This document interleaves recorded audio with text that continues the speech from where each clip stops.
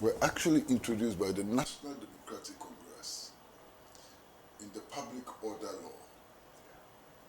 And I still believe that it is time to throw that Public Order Law out of the window.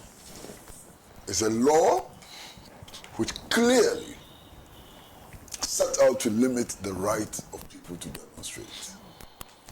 And in practice, it has not made any sense at all.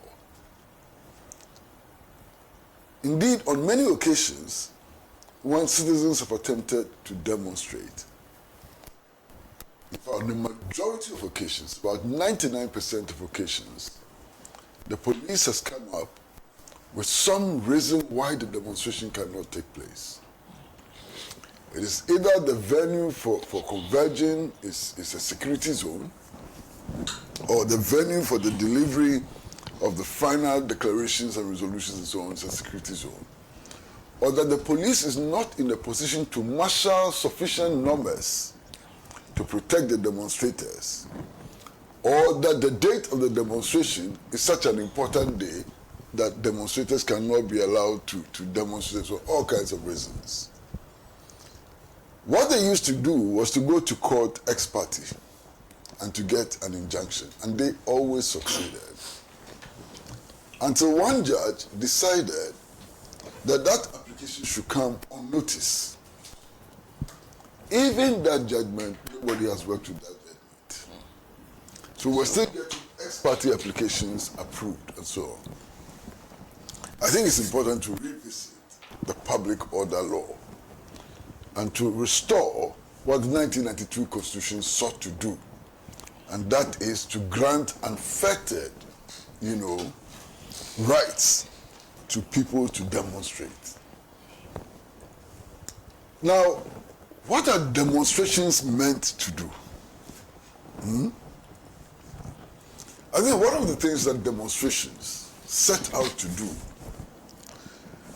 is to show the popularity of the cause which is being pursued. It's put faces, human beings, numbers behind demands to show that it is not only the 3 or 4 people who address a press conference who believe in that cause, and that there may be thousands, maybe hundreds of thousands, millions of people who share those opinions and so on. So in testing demonstrations for quality, there are things that we need to look out for, and that is for every demonstration. You need to test it for quality. Is it a popular demand? Is it an unpopular demand? What numbers are mobilized around the ideas and the demands and so on? It's important always to do a quality check. Otherwise, governments will have to agree with every demand that demonstrators make.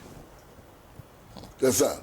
But because governments are not enjoined to agree with every demand that demonstrators make, we have to have a means of testing for quality. And I was so very happy on the day of this demonstration that the media went out there in the street and tried to find out from the demonstrators why they were there.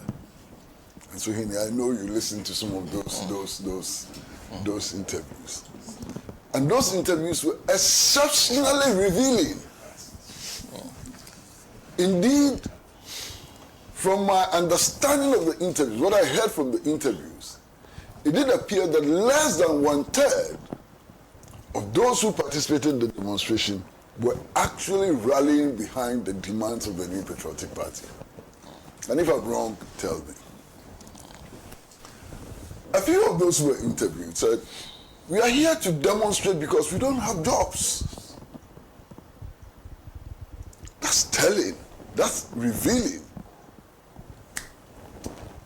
A woman who was interviewed said, look, my sister has been sick for a very long time, and we don't have enough money to take her to hospital. That's why we are here demonstrating and so on. So from the reasons that the demonstrators gave, it is doubtful whether the hundreds which poured out into the streets were really mobilizing behind the demands of the New Patriotic Party.